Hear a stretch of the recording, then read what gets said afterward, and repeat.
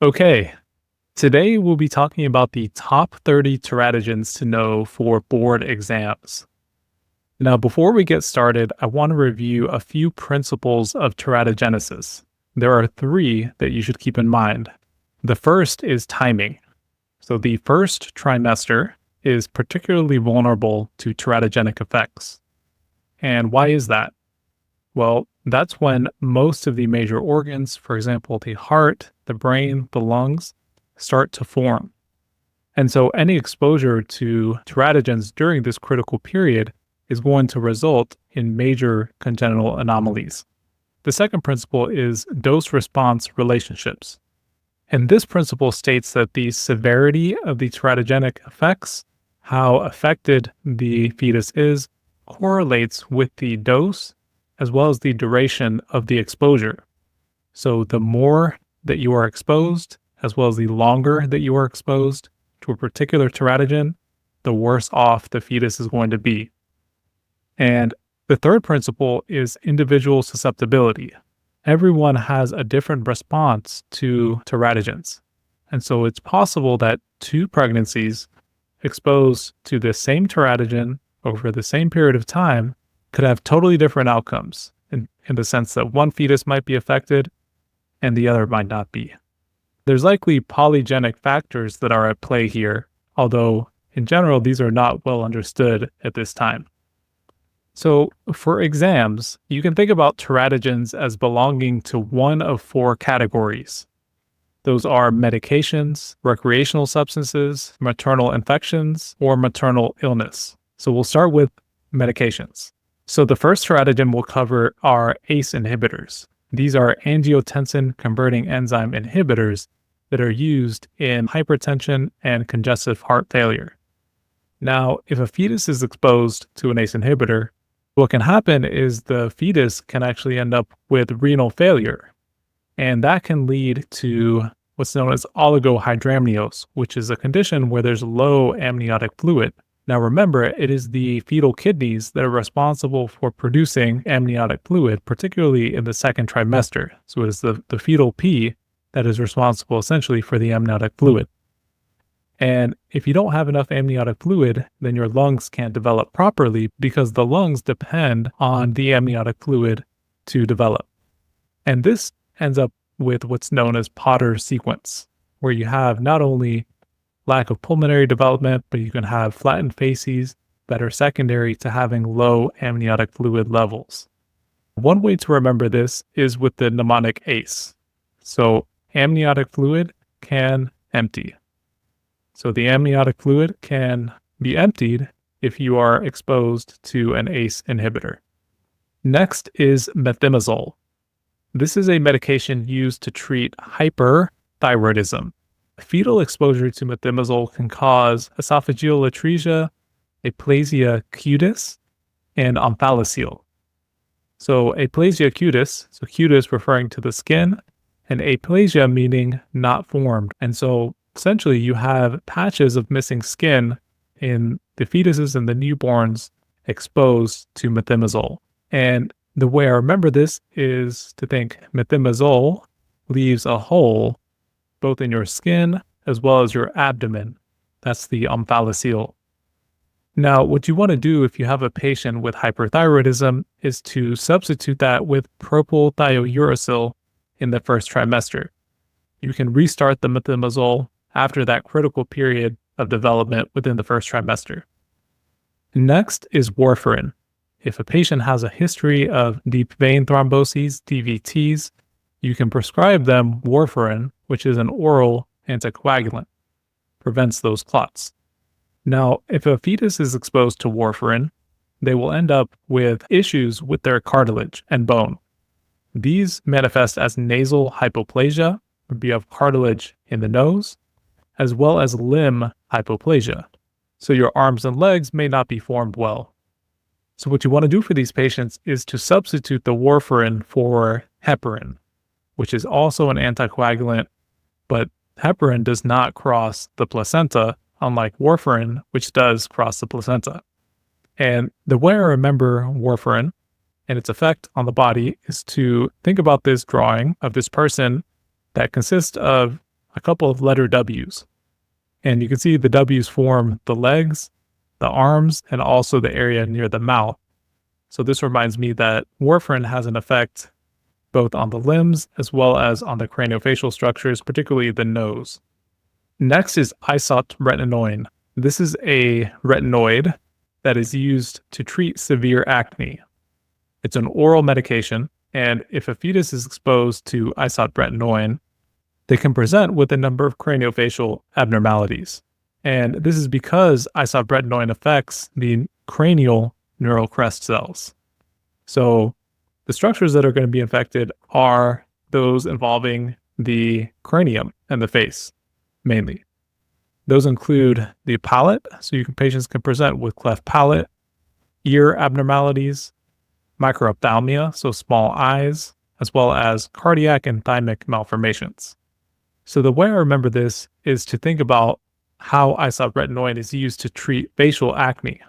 And so just as isotretinoin is used to treat facial acne, so too does isotretinoin cause disruption of facial features in the fetus. Next is lithium. Lithium is a medication that is used to treat bipolar disorder. It's a mood stabilizer. Now, patients exposed to lithium in utero can present with Epstein anomaly. And this is a cardiac malformation that is due to apical displacement of the tricuspid valve. Apical displacement. So what does that mean? We have a heart here on the right side of the page. On the left here, we have a typical heart.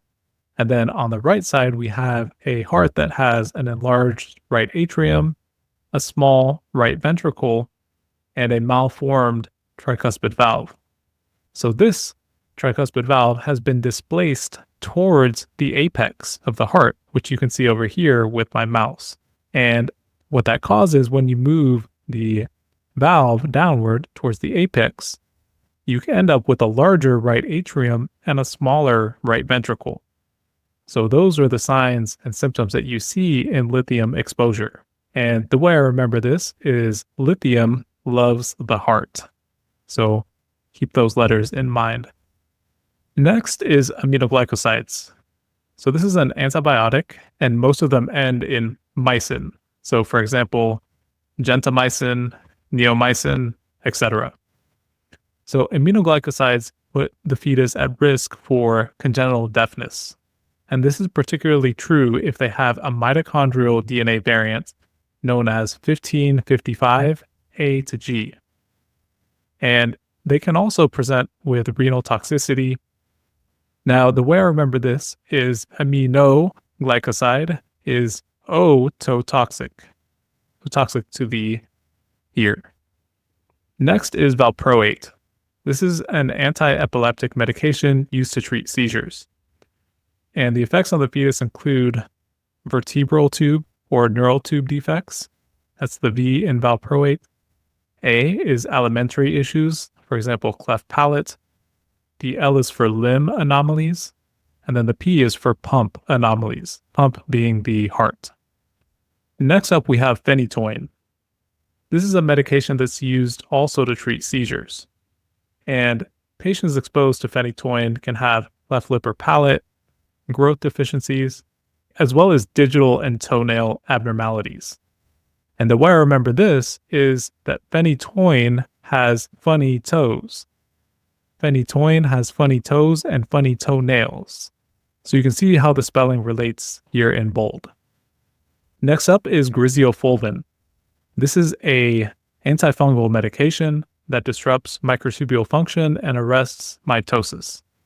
So griseofulvin really affects cell growth and cell division. And fetuses exposed to griseofulvin are at risk for spontaneous abortion. Now, this medication is representative of a class of disorders that either prevent cell division or DNA synthesis. So for example, chemotherapeutic agents. And any medication that prevents cell division or prevents DNA synthesis is usually going to be teratogenic. So you don't want to be taking a medication that could prevent cell growth, which is, of course, is what the fetus needs to do to be able to develop properly. Now, Next up is methotrexate. This is a folate antagonist used in cancer as well as rheumatic disease. Now, methotrexate can cause a number of abnormalities, including neural tube defects, craniofacial abnormalities, as well as limb abnormalities. So the way I remember this is methotrexate, 8, the folate. So lots of 8s at the end here. And that's how you can remember the relationship between methotrexate being a folate antagonist, as well as its relationship with neural tube defects. Remember, that's why we recommend that women take folate supplements if they are trying to get pregnant. It's to reduce the incidence of these neural tube defects. And also keep in mind that methotrexate is one of these medications that can prevent cell growth. Next up are tetracyclines. This is an antibiotic that can cause discolored teeth, and it can also inhibit bone growth in the fetus. This also acts on cartilage. The way I remember this is tetracyclines. So tetracyclines affect the teeth as well as the bones. Next is diethylstilbestrol, or DES. This is a synthetic estrogen that's no longer used, and fetuses exposed to DES are at risk for having vaginal clear cell adenocarcinoma, which is a type of cancer, as well as uterine malformations in a female fetus. The way I remember this is DES, so daughters have endometrial sequelae. And you can also look at the suffix of this word, so estrol, as in estrogens. And that reminds me that this is an estrogenic compound. Next is thalidomide. This medication is also no longer used, was previously used for nausea, and it can cause limb defects in the fetus, like, for example, phocomelia or micromelia. So the way I remember this is thalidomide. Thalidomide affects the limbs. All right, that was part 1. We'll now enter part 2, which are recreational substances. First up is alcohol. Alcohol use is the #1 preventable cause of intellectual disability worldwide. And exposure to alcohol puts you at risk for what's called fetal alcohol spectrum disorder, or FASD. And FASD can cause FAS. So the F is for facial differences. These include short palpebral fissures, epicanthal folds, thin upper lip, and a smooth philtrum. The A is for altered CNS development. So this includes developmental delays as well as intellectual disability and behavioral concerns. And then the S is for small size. So this includes both the body and the head that can be small. So keep in mind that FASD can present just like Down syndrome in some cases. They both have epicanthal folds, short stature, and developmental delays or intellectual disability. So you want to keep this diagnosis on your differential. Next up is cigarettes. So cigarettes put you at risk for preterm birth, and they can increase the risk for cleft lip and palate, as well as fetal growth restriction and jejunal ileal atresia. Next, we have cocaine. Cocaine can cause placental abruption because it is a vasoconstrictor, and placental abruption is when the placenta separates from the uterus. Cocaine, just like smoking, can also cause jejunal ileal atresia, particularly because both of these compounds are vasoconstrictors, meaning that they tighten up the blood vessels, preventing blood supply from flowing through. So this is why the placenta is affected, the placenta being a highly vascular organ. Now, just keep in mind that duodenal, not jejunal ileal, but duodenal atresia is more commonly associated with Down syndrome. Okay, so if you see duodenal atresia, think about Down syndrome. The D's go together. If you see jejunal ileal atresia, think more about cocaine or smoking. And in some cases, it may just be sporadic. We may not have a cause for the jejunal ileal atresia. All right, part 3, maternal infections. So a few principles to keep in mind. First is that primary infections typically carry the greatest risk for fetal teratogenesis. So primary infections being when the mother is infected for the first time. She's never had the virus or the bacteria before. So therefore, she does not carry antibodies against the infection. And so the body doesn't have the opportunity to defend itself as it usually would if it had already seen the infection. Now, also good to know that the treatment of maternal infections, when one is available, does not necessarily mean that the fetus is going to be unaffected. So in some cases, you can still treat mom. She has an infection and you should. However, the fetus may still be affected developmentally. Now, if you see skin rashes, hepatomegaly, or lymphadenopathy in a newborn, then those are all signs potentially of a congenital infection. You should at least be thinking about that as part of your differential diagnosis. Now, some of the more commonly tested maternal infections are part of this Torches mnemonic, so we'll go through it. So the T is for Toxoplasmosis. Now, this is caused by a parasite acquired from cat feces, and it can cause intracranial calcifications, hydrocephalus, as well as chorioretinitis in the fetus. So a lot of neurologic abnormalities with toxoplasmosis. Rubella is a virus that presents with a classic triad, including cardiac defects, cataracts, and deafness. So the way I remember cataracts, so rub your eye, rubella, and then for deafness, you can't hear the bell in rubella. So that's how I remember those associations. Next is cytomegalovirus, or CMV. This can cause microcephaly, periventricular calcifications, cataracts, chorioretinitis, and hearing loss. So also a number of different symptoms that can affect the brain and the eyes. The way I remember this, CMV, calcify my ventricles. And then for the chorioretinitis and cataracts, I think about cytomegalovirus. So SIGHT omegalovirus. And that reminds me that the sight can be impaired in patients who are exposed to CMV in utero. Next up is herpes simplex virus. This is a virus that is acquired or passed to the newborn as they pass through the birth canal. So it is typically not acquired in utero. And HSV can cause vesicular skin lesions as well as temporal lobe encephalitis. So the way I remember this is herpes affects your head.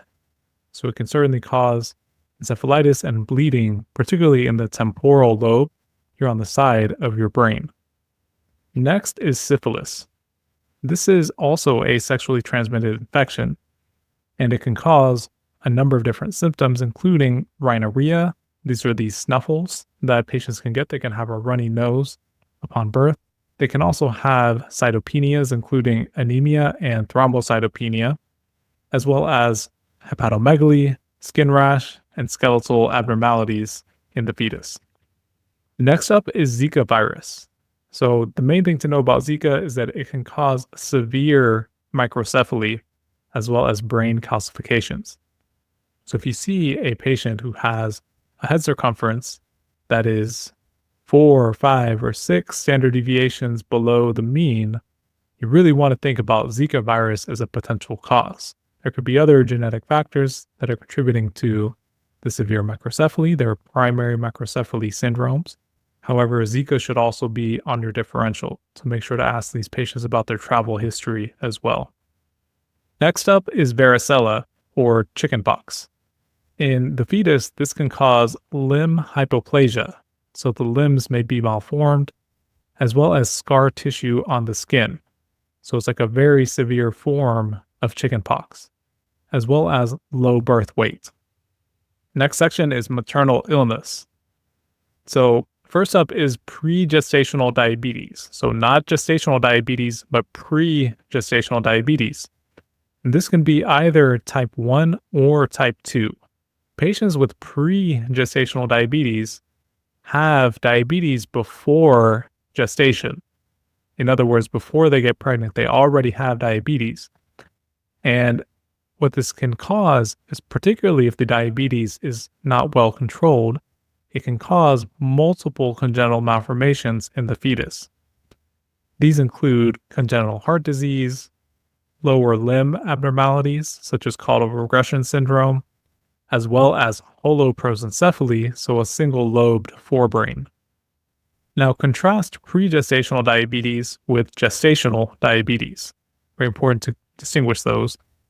Gestational diabetes shows up after the midpoint of gestation. So after 20 weeks gestation is when gestational diabetes shows up. And this presents with macrosomia, so the fetus is going to be large, as well as neonatal hypoglycemia after delivery. Patients with gestational diabetes are at a low risk of major congenital abnormalities as compared with pre-gestational diabetes. Important to keep those distinctions in mind. And remember, that's because in pre-gestational diabetes, you have those elevated blood sugars from day one of life. So during that critical period of organogenesis, the fetus is going to be exposed to those high levels of sugar. And that's going to cause the anomalies that you see in pre-gestational diabetes, but not gestational diabetes. Next is maternal PKU, or phenylketonuria. This is a condition where the mother, not the fetus, but the mother, has unmanaged phenylketonuria. In other words, the phenylalanine levels in the mother are going to be high, and that phenylalanine is going to cross the placenta and enter the fetal circulation, where it can cause a number of different congenital defects, including cardiac defects, growth restriction, as well as microcephaly. Next is maternal obesity. This is one that a lot of people forget about, but there is an increased risk of cleft lip and palate, heart defects, as well as neural tube defects. So you can remember that with the phrase CHIN, C-H-I-N. Next up is hyperthermia, or maternal fever. Now, a maternal fever, particularly in the first trimester, can increase the risk for neural tube defects. So remember that the neural tube closes right around 6 weeks gestation.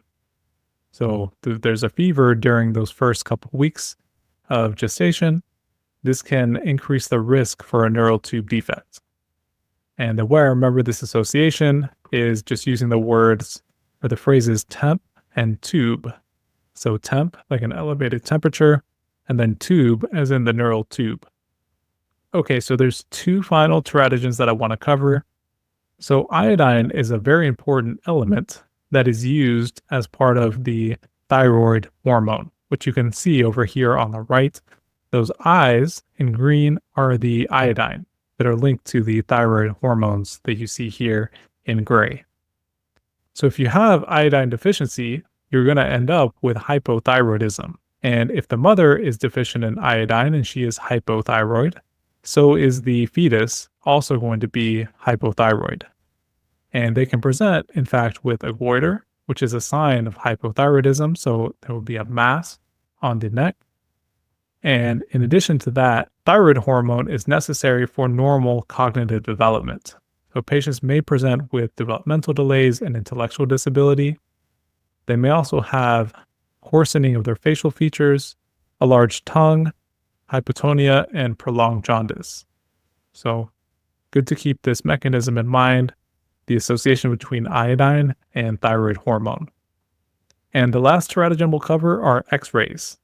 So any type of radiation, generally you want to avoid in pregnancy. If you get too much radiation in pregnancy, you can end up with microcephaly as well as intellectual disability. And you can reduce the risk if you have to do an X-ray by using lead shielding.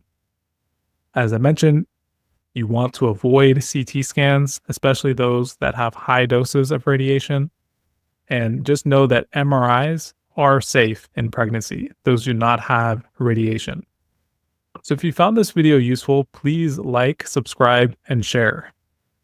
You can subscribe to our monthly newsletter with board-style questions for genetics exams at our Substack below. And you can also buy us a coffee to show your support for the channel. Thank you.